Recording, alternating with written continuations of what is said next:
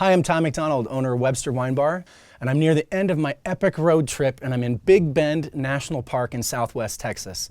This environment is absolutely mind-blowing. The pristine wilderness character of this place is incredible. And today I'm having a campfire lunch with some Southern Cajun style rice, beans, a little bit of andouille sausage, and some grilled tomato, some charred tomato and charred onion.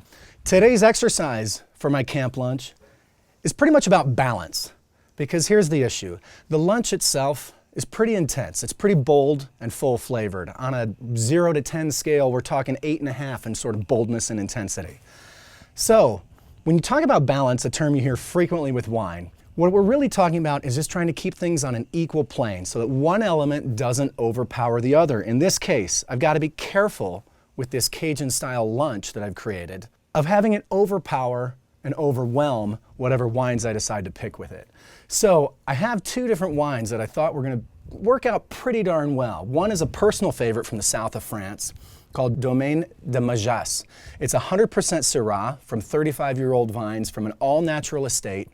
And it's pretty bold in flavor. It's got classic Syrah characteristics of deep, intense fruit and a little bit of sort of spiciness, almost a hint of black pepper. The other wine that I brought to the table today that I thought would work, it was kind of an oddball, it's from Sicily. It's called Il Frappato from Arianna Occhipinti.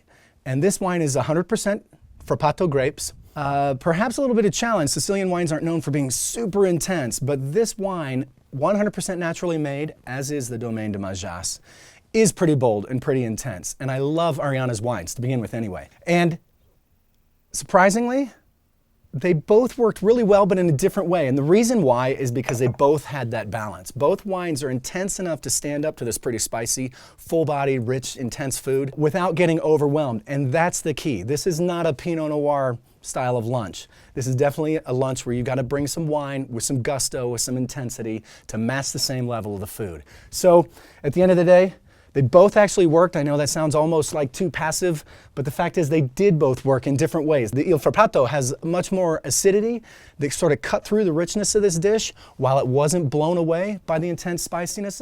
And the Domaine de Majas is not as acidic, and it has an intense fruit component, but that underlying spice characteristic from the sort of peppery nature that Syrah generally brings to the table worked quite well with this dish.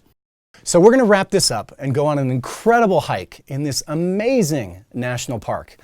And remember, life and wine are all about the discovery and the adventure.